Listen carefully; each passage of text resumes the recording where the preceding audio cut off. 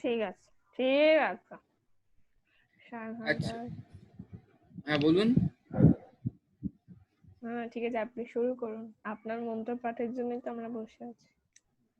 মন্ত্রপাঠ না, মন্ত্রপাঠ, মন্ত্রপাঠ, মন্ত্র হচ্ছে একটা ভাইব্রেশন, এই নিয়ে পরে জ্ঞান দেব। যাই হোক, আচ্ছা, এই কাশিটা কে দিল? মন্ত্র যদি ভাইব্রেশন হতো তাহলে তো ডিলডোর বদলে ওটা ইউজ করা যেত। হ্যাঁ, মন্ত্র দিয়ে তো বশীকরণ হয় এই সময়। এটা নিতে পারলাম না।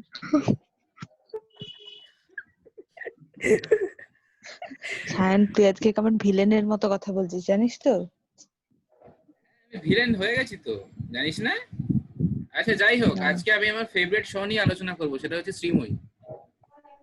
আচ্ছা আচ্ছা, বলছি যে তো কি একটা কাকিমার ফেভারিট শো, তোর আমার আচ্ছা ফেভারিট। সায়ন, হ্যাঁ সায়ন বল। বলছি যে আমরা লাস্ট কবে পড়েছিলাম না পড়িনি, মানে আমরা সেদিনকে অফ করেছিলাম কি সবার ঘুম পাচ্ছিল বা কিছু এরকম ভাবে অফ করেছিলাম তো লাস্ট সেদিন কপিরাইট ছিল, হ্যাঁ। সেদিনকে কপিরাইট আচ্ছা, ছিল না? একটা আচ্ছা কথা, ঠিক সেটা সেটা আমার একটা ব্যাপার বলার আছে, সেটা হচ্ছে যে ডিক্রি আর অর্ডারের মধ্যে পার্থক্য, ডিক্রি আর অর্ডার কি, এগুলো কি আমি বলেছিলাম? হয়নি হয়নি হয়নি, সেদিনকে ঘুম পাচ্ছিল বলে তাই হয়নি, ওই জন্য লিখে রেখেছি, ওই জন্যই বললাম 25 ও তারিখ ছিল আচ্ছা, ওই জন্য। তাহলে তাহলে তোরা বল কি করবো আজকে, এটা এই যে আজকে শ্রীময়ী নিয়ে জ্ঞান দেবো নাকি সিভিল করবো? সিভিল? সিভিল শুনলে আমার কেমন যেন ভয় লাগে একটা। সবার এটা খুব বোরিং লাগে আমি জানি, কিন্তু বল। ঠিক আছে, ওই যে আজকে বললো। ক্রিমিনাল হোক এই সাথে দিনে। ও বাবা, ঠিক ও মুডে যাচ্ছে ঠিক একদম। ঠিক, এক্স্যাক্টলি ঠিক। থ্যাংক ইউ মৌ। ভাই এসছে, ও বেশ আমরা এখন ইন্টুইটিভ ক্রিমিনাল হয়ে করবো, যাচ্ছে তুই কি আমার শুনবি? মতো, যাই হোক। এই না, এইসব শোনাস না, তা কিছু সব বলে দেবো, ওর বালক মন একদিনে বড় হয়ে যাবে, দরকার নেই। ও বালক না রে, বড় ঠিক হয়ে আছে, গেছে। এবার চুপ কর। হ্যাঁ ঠিক আছে, বড় হয়ে গেছে আমি জানি। বল বল। এই যে শুনে নিয়েছি, কিন্তু আমি মনটা এখানে দাও, হ্যাঁ। যাই হোক, হোয়াট এভার। তো আজকে আমি আমার ফেভারিট শো নিয়ে আলোচনা করব, ভীষণ ইন্টেলিজেন্ট শো, সেটা হচ্ছে সন্ধ্যেবেলা স্টার শ্রীময়ী। জলসায় হয়, শ্রীময়ী। শ্রীময়ী। তো ওই শ্রীময়ীতে এখন জুন আন্টিকে অ্যারেস্ট করা হচ্ছে, তা আমি আমি হ্যাঁ। বাই এনি চান্স একটা এপিসোড দেখে নিয়েছি। তো সেখানে একজন অত্যন্ত জ্ঞানদা পুলিশ কমিশনার, সে এসে বলছে এমন চার্জ লাগাবো না, আপনার বাপের ক্ষমতা থাকবে ওখান থেকে বের করে আনতে। এবার প্রশ্নটা হচ্ছে এই চার্জটা কে লাগায় আর কি লাগায়, চার্জটা কিভাবে লাগায়, চার্জটা কেন লাগায়, এই চার্জ নিয়েই হচ্ছে পড়াশোনা। সেই জন্য আজকে শ্রীময়ী ভীষণ ইম্পর্টেন্ট, আর জুন আন্টি তার থেকেও বেশি ইম্পর্টেন্ট। এবার ব্যাপারটা হচ্ছে এই যে এই চার্জ বোঝার জন্য আমাদেরকে সবার আগে যেটা বুঝতে হবে সেটা হচ্ছে চার্জ কোন জায়গাটাতে আসে, এক্স্যাক্টলি প্রসিডিং এর কোন জায়গাটাতে চার্জটা আসে, সেটা যদি বুঝে নেওয়া যায় তাহলে পরের ব্যাপারটা ভালো হয়ে যায় আর কি। যাই হোক, তার আগে একটা ছোটখাটো একটা ব্রিফ, সেটা হচ্ছে চার্জ থাকে হচ্ছে চ্যাপ্টার 17-তে, সেকশন 211 থেকে 224-এর মধ্যে চার্জের যাবতীয় যা গল্প সমস্ত কিছু বলা রয়েছে। এবার এই চার্জের যে চ্যাপ্টার, সেটা দুটো মানে দুটো সাব চ্যাপ্টারে ভাগ করা আছে, একটা হচ্ছে ফর্ম অফ চার্জেস আর একটা হচ্ছে joinder of charges. Form of charges এর মধ্যে বেসিক্যালি যেটা লেখা আছে সেটা হচ্ছে চার্জের যে জেনারেল রুল যেগুলো, সেগুলো আর অল্টারনেটিভ চার্জ কি, সেই জিনিসগুলো লেখা রয়েছে হচ্ছে ফর্ম অফ চার্জেস এর মধ্যে। ফর্ম অফ চার্জেসটাকে ফরম্যাট অফ চার্জেস হিসেবে মনে রাখ, সেটা বেশি সুবিধাজনক।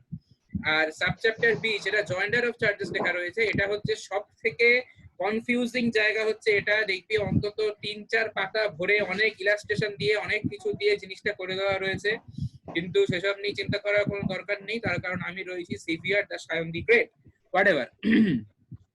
তো জয়েন্ডার অফ চার্জেস এর মধ্যে রয়েছে হচ্ছে এই যে 211 থেকে 217 পর্যন্ত বলা যে জেনারেল রুল, তার যে এক্সেপশনস গুলো এবং সেই এক্সেপশনস এর যে প্রসিডিংস, সেইগুলো রয়েছে হচ্ছে joinder of charges A. Charges একটা জিনিস, সেটা হচ্ছে এটা যেতে মানে ভেতরে ঢুকলে পর এটা আরো বেশি ক্লিয়ার হবে, সেটা হচ্ছে চার্জ মানে কিন্তু charge, distinct offence, distinct charge, separate trial, এইটা হচ্ছে একদম পুরো পরিষ্কার কথা। এবার অনেক সময় এই ট্রায়াল আর চার্জ, কোন চার্জে কোন ট্রায়ালটা ডিস্টিংক্টিভলি হবে এবং কোন কতগুলো চার্জ একসঙ্গে মিলে একটা সেম ট্রায়ালে হতে পারে, এই জিনিসগুলোকে খুব ভালো করে ডিস্টিংটিভলি মনে রাখার চেষ্টা করবি। মানে মনে রাখার দরকার নেই, বোঝার চেষ্টা করবি, বুঝলে পরে জিনিসগুলো খুব সহজ, এমন কিছু কঠিন ব্যাপার না। What ever. তো এবার এখানে এই যে প্রথমে যে এই যে যেটা লেখা রয়েছে হচ্ছে এই from happening of a crime to the end of a criminal dire the full procedures which practically happen step by step. এটা আমার লেখা নয়, এটা স্যার যেটা লিখিয়েছিলেন এক্স্যাক্টলি সেইটাকেই আমি জাস্ট ভাষাটাকে একটু অন্যরকম করে দিয়ে যেভাবে পড়তে সুবিধা হয় আর কি সেরকম ভাবে লেখা রয়েছে, কিন্তু স্যার যা লিখেছিলেন এটা সেম সেটাই। মানে আমি হয়তো কয়েকটা জায়গাতে হয়তো কয়েকটা ভার্ব কি মানে নাউন যোগ করেছি, তা বাদে আর কিছু না। তো যাই হোক, আমি এটা ডিটেলসে যাচ্ছি না, এটার প্রথম থেকে শুরু করা যায়। সেটা হচ্ছে স্টেপ 1। স্টেপ 1 এর ক্ষেত্রে কি হয়, সেটা হচ্ছে আইদার কমপ্লেন, যেটা তুই আইদার ম্যাজিস্ট্রেটের কাছে গিয়ে করবি অথবা পুলিশের কাছে গিয়ে করবি।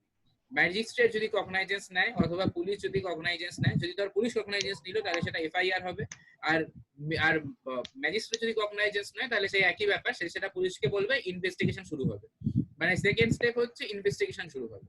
এবারে ইনভেস্টিগেশন থেকে যা যা জানা গেল, যা সমস্ত কিছু, যা পার্টিকুলার, যা অফেন্স, যা হেনা তেনা গোষ্ঠীর পিন্ডি, সমস্ত কিছু দিয়ে সিডি রিপোর্ট তৈরি হবে। সিডি রিপোর্ট হচ্ছে কেস ডায়েরি রিপোর্ট। এই কেস ডায়েরি রিপোর্টের মধ্যে এভাবে চিন্তা কর, কেস ডায়েরি রিপোর্ট হচ্ছে গল্প, ঠিক আছে? মানে যেরকম ভাবে ধর সুজিত খুব ভালো লিখতে পারে, তো সুজিত গিয়ে দেখেছে কোনো একটা কেস দেখে সে ওখানে দাঁড়িয়ে ওটার একদম সুন্দর এইটা পড়েছিল, হ্যানা করেছিল, মানুষজন এই কথা বলছে, আমি এই মানুষের সঙ্গে কথা বলেছি, তারা এরকম দিচ্ছে, এই করে টোটাল গল্পটা লেখা হয়েছে। এবার এই গল্পটার যে অ্যানালিসিসটা, মানে যে গল্পটা লেখা হলো সেটা হচ্ছে কেস ডায়েরি রিপোর্ট। এবার এই গল্পটার যে অ্যানালিসিসটা, মানে এই সমস্ত কিছু করে মোরাল অফ দ্য স্টোরিটা দাঁড়ালো কি, সেইটা হচ্ছে চার্জশিট। যে এক্স্যাক্টলি কোন মানুষটার পেছনে কোন কোন ছাপ্পাগুলো মারা হবে, সেইটা হচ্ছে চার্জশিট। মানে সেইটা হচ্ছে চার্জ আর কি, যে জায়গাতে চার্জ, যে শিটে চার্জ দেওয়া সেটা হচ্ছে চার্জশিট। এবার আমরা আসতে পারি হচ্ছে মেন প্রসিডিংসে, এর পরের গুলো ওই কোর্টের ভেতরের জিনিস আর কি। মানে এই এখানে দেখ, সেটা হচ্ছে আউটসাইড, এই চার্জশিট হচ্ছে আউটসাইড অফ কোর্টের লাস্ট স্টেপ, আর তারপরে 5 নম্বর স্টেপ থেকে ওটা চলে যাচ্ছে ইনসাইড দ্য কোর্ট, সেটা আলাদা, সেটা পরের কথা। তো আমরা আজকে যেহেতু চার্জশিট লিখবো সেহেতু আমরা চার্জশিট নিয়ে ইসা করবো। এবার ব্যাপার যেটা, সেটা হচ্ছে জুন আন্টিকে ঠিক কথা বলা হয়েছিল কি ভুল কথা বলা হয়েছিল? হ্যাঁ, জুন আন্টিকে যেটা বলা হয়েছিল সেটা মোরারলেসলি ঠিক, তার কারণ পুলিশই চার্জ দেয়, কিন্তু ব্যাপারটা হচ্ছে সমস্ত চার্জ সাবজেক্টেড টু ম্যাজিস্ট্রেট যদি চায় তাহলে সে যে কোনো চার্জকে ডিক্লাইন করতে পারে অথবা নিতে পারে, সেটা সম্পূর্ণ তার ব্যাপার। কিন্তু যা তা চার্জ যখনও কাউকে উইদাউট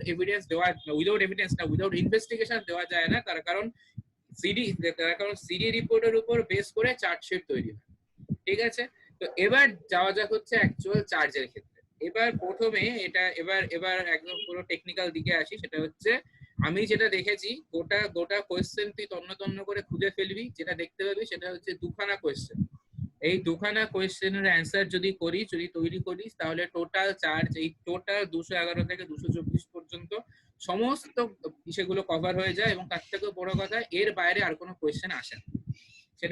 সেটা হচ্ছে what is meant by alternative charge, এটা হচ্ছে 1 নম্বর প্রশ্ন।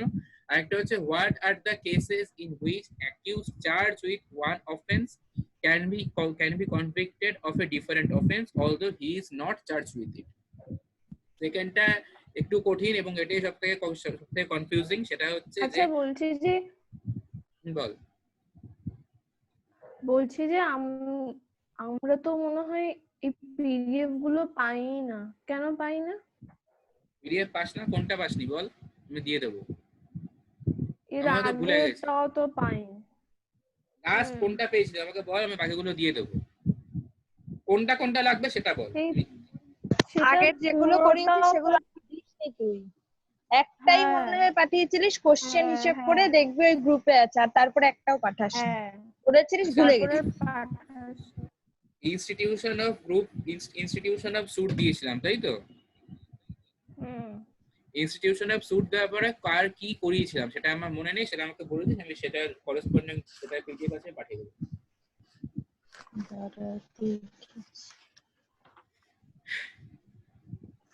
আমাকে বলে দিস পরে হোয়াটসঅ্যাপ দেখে, কারণ তারপরে আর কি হয়েছিল, কিছু একটা হয়েছিল আমার। তারপরে লিমিটেশন অ্যাক্ট, রেস জুডিকেটা, তারপরে হয়েছে তোর রেস জুডিকেটা হয়েছে।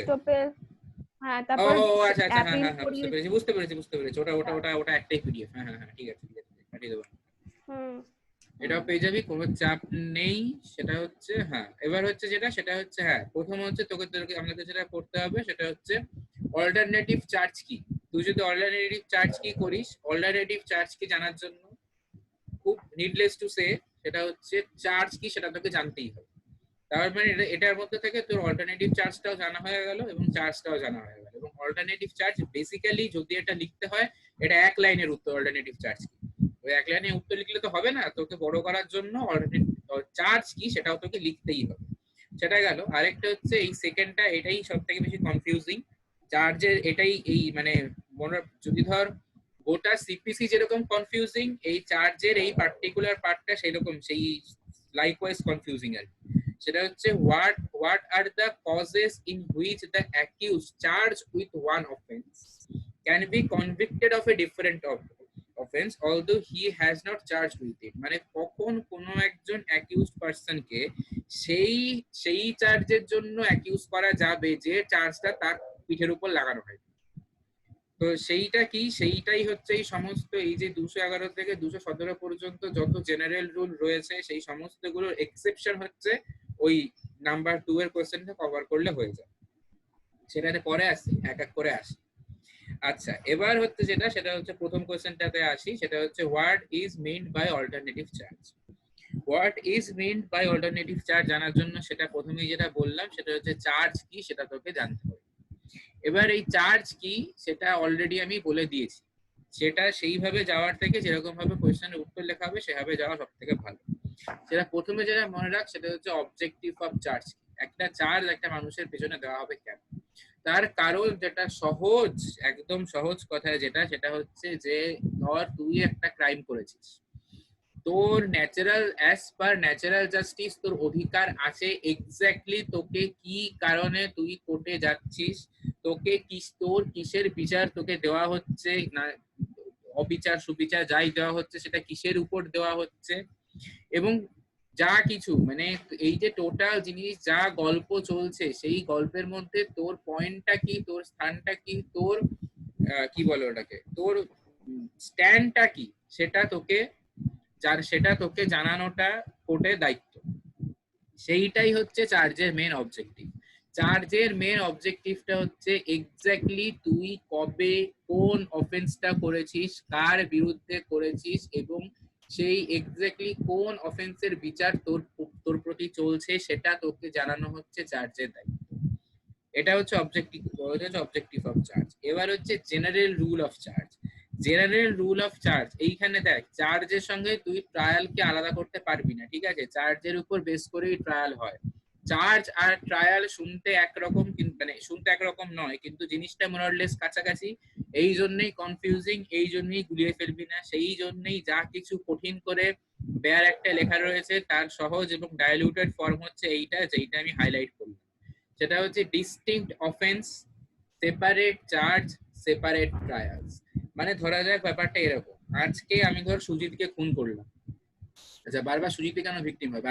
আজকে আমি প্রিয়াকে খুন করলাম। তো প্রিয়াকে যদি আমি খুন করি তো আমার বিরুদ্ধে অ্যাটেম্পট টু মার্ডারের চার্জ দেওয়া যাবে। তার কারণ এটা ডিফ্যাক্টো রুল যে যেখানে কোনো একটা অফেন্স যেটা সেই অফেন্সটাকে ক্রিয়েট করছে এবং সেটার যদি অ্যাটেম্পটটাও যদি আলাদা একটা ডিস্টিংক্ট অফেন্স হয়, তাহলে ডিফ্যাক্টো হিসেবেই কেউ যদি চায় তাহলে সে শুনতে পাচ্ছি না কেন শুনতে কেন পাচ্ছিস না? তুই শুনতে কেন পাচ্ছিস না আমার জানা নেই, সরি ফর দ্যাট। যদি কিছু শুনতে মিস হয়ে যায় আমি পরে যখন আপলোড করে দেবো তখন দেখে নিস সেখান থেকে। তো ডিস্টিংক্ট অফ, তো ধর আজকে আমি প্রিয়াকে খুন করেছি, তো তাহলে আমার উপরে অ্যাটেম্পট টু মার্ডারের চার্জ দেওয়া হলো। এবার সেটার জন্য এই মার্ডারের জন্য আমি সেপারেট চার্জ পেলাম, আমার আলাদা করে ট্রায়াল হয়ে গেল, আমার তাহলে ধর 12 বছরের জেল। ভালো কথা। এবার এর ঠিক এই প্রিয়াকে খুন করার 14 দিন আগে আমি মৌয়ের মোবাইল চুরি করেছি। সেটার জন্য আমার আলাদা করে চার্জ হয়েছে, আবার আমার আলাদা করে মোবাইলটা ফেরত নেওয়া হয়েছে এবং সঙ্গে আমার 10,000 টাকা ক্ষতিপূরণ দেওয়া হয়েছে এবং হয়তো আমার 6 মাসের জেল হয়েছে। অতএব তাহলে কি হলো যে ডিস্টিংক্ট অফেন্স যেখানে থাকবে সেখানে প্রত্যেকটা ডিস্টিংক্ট অফেন্সের জন্য ডিস্টিংক্ট চার্জ দেওয়া হবে এবং তার জন্য প্রত্যেকটার জন্য আলাদা আলাদা করে সেপারেট ট্রায়াল দেওয়া হবে, আলাদা আলাদা করে সেপারেট ট্রায়াল হবে। এবার এইখানেই সেটা এরপরে যত প্রশ্ন আসছে যে যেমন ধরা যাক এরকম কোনো ঘটনা যে আমি ধর ডাকাতি করতে গেছি, সেখানে গিয়ে আমি ডাকাতিটাও করেছি এবং আসার সময় গার্গী ছিল, গার্গীকে আমি মানে গার্গীকে আমি গুলিও একটা করে দিয়ে এসেছি এবং নিচে আসার সময় দেখেছি অত্যন্ত সুন্দরী একটা মেয়ে এবং আমি অত্যন্ত তমস গুণের লোক, তো আমি তাকে রেপও করে দিয়ে এসেছি।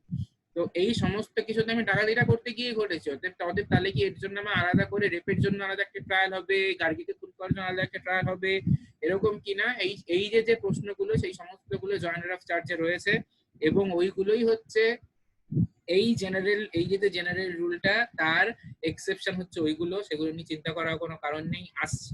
আমরা এখন শুধু মাথায় রাখ, ওর মাথা থেকে অন্য সমস্ত কিছু বার করে দে, শুধু মাথায় রাখ এখন আমরা করছে হচ্ছে চার্জ কি জিনিস সেটাকে বোঝার চেষ্টা। আচ্ছা, এরপর হচ্ছে কন্টেন্টস অফ চার্জ। এটা খুব সহজ। কন্টেন্টস অফ চার্জের মধ্যে মানে এক্স্যাক্টলি চার্জ শিটের মধ্যে কোন কোন জিনিস লেখা থাকবে সেইটা তোকে বলতে হবে। সেটা হচ্ছে সেকশন 211, 212 আর 213-তে সেই জিনিসগুলো বলা রয়েছে কোন কোন জিনিস এখানে লেখা থাকবে। সেটা হচ্ছে 1 নম্বর যেটা থাকবে সেটা হচ্ছে দ্য অফেন্স স্পেসিফিক নেম। ঠিক আছে, এই যে স্পেসিফিক নেমটা কোথা থেকে পাবি? সেটা হচ্ছে আইপিসি থেকে তুই পাবি। যে অফেন্সটা করা হয়েছে সেটার যে স্পেসিফিক নেমটা আইপিসি সাজেস্ট করছে সেই স্পেসিফিক নেমটা তোকে দিতে হবে, সেইটা সেই চার্জের মধ্যে বলা থাকতে হবে। মানে যেটা ধর মার্ডার দেখাই যাচ্ছে মার্ডার, তো সেটার নাম তো 299টা মার্ডার দেওয়াই রয়েছে, ব্যাস তাহলে তুই এবার ওটাকে মার্ডার হিসেবে বলে দিলি। এবার যদি ধর এরকম কোনো কেস হয়েছে যেখানে এরকম মানে বেসিক্যালি ক্রিমিনালরা তো মোরলেস বর্ডার লাইন জিনিয়াস হয়, মানে যারা ভালো ক্রিমিনাল আর কি তারা তো বর্ডার লাইন জিনিয়াস হয়। তো অনেক সময় এরকম হয়, ওরকম ভাবে দ্বিতীয় তারা অত্যন্ত ক্রিয়েটিভও হয়। এরকম ভাবে যদি ধর কোনো ঘটনা ঘটেছে, কোনো ক্রাইম ঘটেছে যেটার এক্স্যাক্টলি কোনো ডেফিনেশন আইপিসি তে দেওয়া নেই, মানে আলাদা করে ডিস্টিংটিভলি কোনো কিছু বলা নেই, ঠিক আছে, তাহলে সেক্ষেত্রে তুই কি করবি? যদি সেরকম ভাবে যদি কোনো নাম দেওয়া না থাকে তাহলে সেক্ষেত্রে আবার তোকে সুজিতকে ডাকতে হবে ইন দ্য সেন্স খুব সুন্দর তোকে গল্প লিখতে হবে। সেটা হচ্ছে তুই এক্স্যাক্টলি তুই কি দেখতে পাচ্ছিস, তার সেই যে ক্রাইমটা ওখানে ঘটেছে সেটার সুন্দর ডেফিনেশন অ্যালং উইথ পার্টিকুলার্স সঙ্গে, মানে ওখানে কি লোকটা উল্টো হয়ে পড়েছিল, লোকটার হাতটা বেঁকা ছিল কিনা, নখের দৈর্ঘ্য কত ছিল, সমস্ত কিছু তোকে লিখে নিয়ে তোকে ওই জায়গাটা বলতে হবে। মানে ওইখানে মানে যেখানে নামটাই স্পেসিফাই করতে পারছিস না সেখানে তোকে এতগুলো কথা খরচ করে তোকে একটা এক্স্যাক্ট সুন্দর ডেফিনিশন তোকে দিতে হবে। এবার এবার এবার এবার এই যে তুই ডেফিনিশনটা দিবি, এই ডেফিনিশনটা তুই জাস্ট যেরকম ভাবে আমার সঙ্গে কথা বলছিস বা গল্প করছিস এইরকম যে ভাষা সেরকম ভাষায় তুই দিতে পারবি না, তোকে দিতে হবে এক্স্যাক্টলি লিগাল ল্যাঙ্গুয়েজে।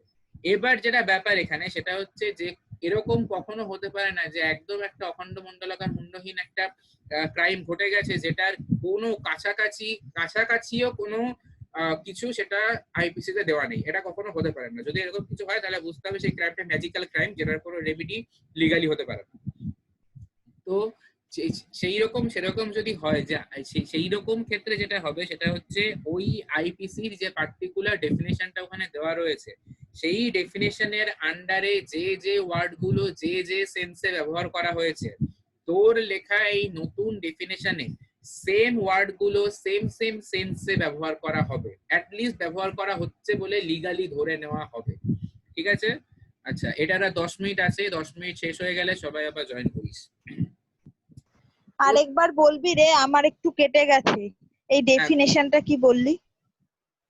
মানে ডেফিনেশনটা যেটা বললাম সেটা হচ্ছে যে ডেফিনেশনটা যে ওয়ার্ডে লেখা হবে সেই ওয়ার্ডগুলো তোর আমার রোজকার কথাবার্তার মতো ভেগ বা অর্ডিনারি হলে চলবে না। যা তুই লিখবি সেগুলোতে যেন লিগাল এসেন্স থাকে সেটা তোকে মাথায় রাখতে হবে।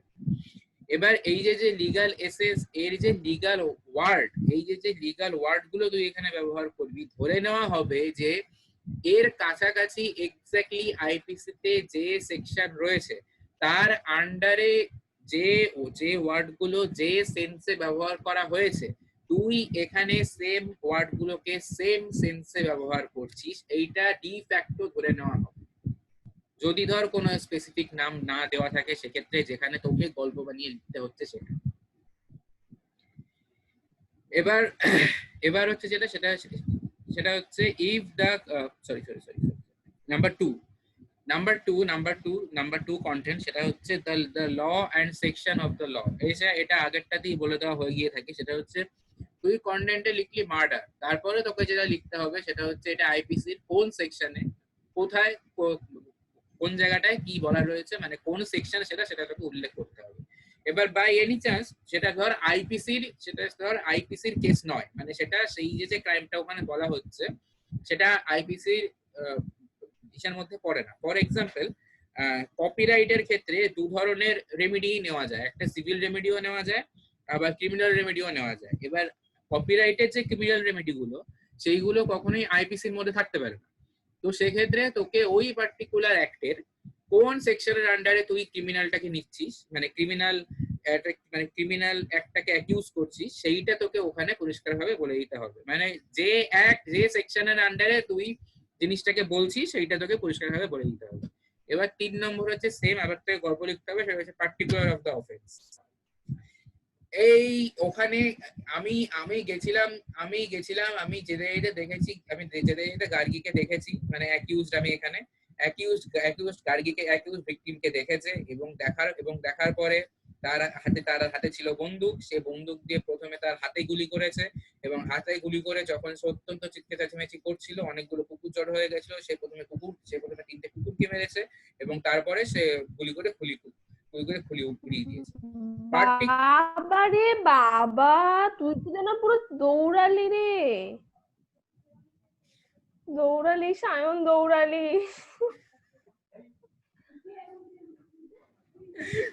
সায়ন বল। সত্যি কথা হেবি দৌড়ালি কিন্তু তুই, হাঁপিয়ে যাসনি তো? আচ্ছা ঠিক আছে, তাহলে আস্তে আস্তে বলি। আগের গুলো সব ঠিক আছে তো? হ্যাঁ সব হ্যাঁ, ঠিক এইটা আছে, হঠাৎ করে বেগ বেড়ে গেছিল, মানে বেগ। হ্যাঁ আচ্ছা, আচ্ছা, সত্যি আচ্ছা, তাই। আচ্ছা ঠিক আছে, সরি কথা। হয় আর কি। হ্যাঁ, আসলে মোড়ের মধ্যে খুন করার প্রতি একটা জেগেছে তো, আমার তাই বাড়ির পাশে এত জোরে জোরে বৃষ্টি হচ্ছে, তার মধ্যে আমি কি সব তুই কি বলে গেলি ছুটতে ছুটতে, আমি কিছুই বুঝতে পারলাম না। আচ্ছা ঠিক আছে, ওই দার্শনিক ভাবে খুন করবো তো কয়েকজন মানুষকে, সেই জন্য হচ্ছে। আচ্ছা, যাই হোক, তো পার্টিকুলারস অফ দ্য অফেন্সের ক্ষেত্রে যেটা বলতে আমি চাইছি, এই যে বিরাট গল্প বললাম, কুকুরও মারলাম, গার্গিকেও মারলাম, আমার কাছে একটা বন্দুকও রয়েছে, মানে হাইপোথেটিক্যাল বন্দুক আর কি, আমার কাছে কোনো বন্দুক নেই, এগুলো বাংলা সিরিয়ালে কি বন্ধু? হাইপোথেটিক্যাল বন্দুক, মানে যেটার কোনো অস্তিত্ব নেই। ও আচ্ছা। তো সেই এখানে যেটা আমি এস্টাবলিশ করতে আমার চাইলাম, মাটি। বল হ্যাঁ। সেটা হচ্ছে এই তোকে ওই চার্জের মধ্যে যেটা লিখতে হবে সেটা হচ্ছে পার্টিকুলারস অফ দ্য অফেন্স। মানে হচ্ছে ভিকটিম কে, অ্যাকিউজড কে, ভিকটিমের হাইট কত, অ্যাকিউজডের হাইট কত, বয়স কত, নাম কি, তার বাড়ি কোথায়, কোন জায়গাটাতে ঘটনাটা ঘটেছে, সেটা কোন পোস্ট অফিসের মধ্যে পড়ে, সেটা কোন থানার আন্ডারে পড়ে, এই সমস্ত কিছু। তো যে বডিটা ওখানে পড়েছিল, সেই বডিটা উত্তর দিকে মুখ করে পড়েছিল না দক্ষিণ দিকে মুখ করে পড়েছিল, মুখটা হা ছিল না বন্ধ ছিল, দাঁত ভাঙা ছিল না খোলা ছিল, সমস্ত কিছু তোকে এইগুলো হচ্ছে পার্টিকুলারস অফ দ্য অফেন্স। এই পার্টিকুলারস অফ দ্য অফেন্স তোকে লিখতে হবে চার্জের মধ্যে। একটা জিনিস মনে রাখ, সেটা আবার এটা জাস্ট ফর রিমাইন্ডার, সেটা হচ্ছে এই চার্জের মূল কাজটা কিন্তু যে অ্যাকিউজড তাকে জানানো যে তোমার কিসের বিচার চলছে, এটাই কিন্তু চার্জের মেইন কাজ, এটাই মেইন অবজেক্টিভ। এবার হচ্ছে 4 নম্বর। এই 4 নম্বরটা ভীষণ ইম্পর্টেন্ট এবং যথারীতি সেমলি এটা ভীষণ কনফিউজিং। এই জন্য এখানে একটা স্টার মার্ক করা রয়েছে, এখানে অ্যাস্টেরিক্সটা মেরেছি তার কারণ এইখানে এই তলায় এই অ্যাস্টেরিক্সের আন্ডারে অনেক কথা বলার রয়েছে আর কি। কিন্তু মানে এইটা কিভাবে মানে খুব মন দিয়ে শোন এটা, সেটা হচ্ছে যে আগে যেটা বললাম যে distinct offence, separate charge, separate trial, এটা একটা খুব সহজ কথা। কিন্তু যদি ধর এরকম হয় যে আগে আমার করা কোনো একটা অফেন্স যেটা আমার এই নতুন যে অফেন্সটা আমি করেছি এটাতে কোনো রকম ভাবে প্রভাব ফেলতে পারে, ইন দা সেন্স আমি যে পানিশমেন্টটা পাবো সেই পানিশমেন্টটা আইদার চেঞ্জ হতে পারে অথবা এনহ্যান্স হতে পারে, এরকম যদি কিছু থেকে থাকে, যদি আমার পাস্ট হিস্ট্রিতে এরকম কিছু থেকে থাকে, তাহলে সেক্ষেত্রে সেই পার্টিকুলার অফেন্সটার পার্টিকুলারস কবে কি গোষ্ঠীর পিণ্ডি সেগুলোকে চার্জের মধ্যে লিখতে হবে। মানে এটাকে উদাহরণ দিয়ে বোঝানো যাক, সেটা হচ্ছে আমাদের আমাদের পাড়াতে আগে ছিল, এখন নেই, সেই তাকে খুন করে ফেলা হয়েছে। সবার লোকালেই তো থাকে একজন দাদা গুন্ডা যারা হ্যাবিচুয়াল অফেন্ডার, যারা জানে যে এরা পাড়ার দাদা, এরা এরকম একটুখানি তোলাবাজি করবে, কিন্তু পাড়ার আবার কোনো রকম যদি সমস্যা হয় এরাই থাকবে, পুজোর চাঁদাটা দেবে 15,000 টাকা, এরকম থাকে, এরকম সব জায়গাতে এরকম থাকে। তো সেরকম হ্যাবিচুয়াল অফেন্ডার ধর সে একজনকে খুন করেছে, এবার তার 6 মাস আগেই সে আরেকজনের কি গ্রেভিয়াস হার্ট করে সে 3 মাস জেলে ছিল। এবার এই যে সেকেন্ড টাইমটা যে খুন করা হলো, তখন পুলিশের দায়িত্ব হচ্ছে সেটা হচ্ছে যে এই যে তার আগের যে পাস্ট ক্রাইমস যেগুলো রয়েছে সেগুলো যদি এরকম কাইন্ডের মধ্যে পড়ে যে তার এইবার নতুন যে ট্রায়ালটা হবে সেটাতে তার পানিশমেন্টটা আইদার অল্টার করতে পারে অথবা এনহ্যান্স করতে পারে। মানে এই যে এই পুলিশ যখন দেখলো যে এই লোকটা আগে একবার গ্রেভিয়াস হার্ট দিয়েছিল, এই মাত্র 3 মাস আগে একজনকে গ্রেভিয়াস হার্ট দিয়ে 1 মাস জেলে ছিল, তারপরে সে বেরিয়ে গিয়ে আবার পদ্ধতি শুরু করেছে, তাহলে সেক্ষেত্রে পুলিশের পক্ষে এটা কনভিন্স করা সম্ভব, দেখুন স্যার এই ব্যাপার, এই লোক কিন্তু হ্যাবিচুয়াল অফেন্ডার এবং আপনি একে এর আগের যে পাস্ট রেকর্ডস রয়েছে এগুলোকে দেখে একে যাবজ্জীবন কারাদণ্ড দিন। হয়তো তার নর্মাল খুনটাতে হয়তো তার 12 বছরের জেল হতো, কিন্তু একে যাবজ্জীবন কারাদণ্ড দিন, ফাঁসি দিয়ে দিন। অথবা মানে ব্যাপারটা হচ্ছে সেটা হচ্ছে আইদার অল্টার করবে পানিশমেন্টটাকে অথবা এনহ্যান্স করবে। এরকম যদি কোনো পাস্ট কেস যদি থেকে থাকে তাহলে সেই প্রিভিয়াসলি কমিটেড যে অফেন্সটা রয়েছে তার সমস্ত পার্টিকুলারস দিতে হবে এই চার্জের। তো এই গেল হচ্ছে চার্জ। এবার হচ্ছে অল্টারনেটিভ চার্জ। অল্টারনেটিভ চার্জ হচ্ছে সেকশন 216 প্রোভাইড করা একটা খুব সুন্দর জিনিস, যেখানে বলা হচ্ছে যে কোর্ট যখন খুশি তখন, যখন অবধি সে তার যে ফাইনাল জাজমেন্ট সেটা সে যতক্ষণ দিয়ে দেয়নি ততক্ষণ পর্যন্ত কোর্ট চাইলে যদি এনাফ এভিডেন্স পায় যখন খুশি তখন চার্জ নিজের মতো করে অল্টার করতে পারে। অল্টার মানে হচ্ছে চেঞ্জ করতে পারে। then the second charge shall be called alternative charge. ব্যাস এই হচ্ছে অল্টারনেটিভ চার্জের গল্প। এটা অল্টারনেটিভ চার্জ কি সেটা জানার জন্য তোকে চার্জ কি সেটা জানতে হবে। এবার অল্টারনেটিভ চার্জটা কোথায় বলা রয়েছে সেটা বলা রয়েছে section 216। Any court may alter or add to any charge at any time before the judgment is pronounced. একদম সহজ একটা কথা। This is called alternative charge. এবার এই অল্টারনেটিভ চার্জটা যখন দেওয়া হলো, সেম আমাদেরকে ওই প্রথম পয়েন্টটা মনে রাখ, সেটা হচ্ছে আচ্ছা আমি না এইটাই মুহূর্তে বন্ধ করছি, ঠিক আছে? কারণ এটার 1 মিনিট আছে, পরেরটা এসে জয়েন করো।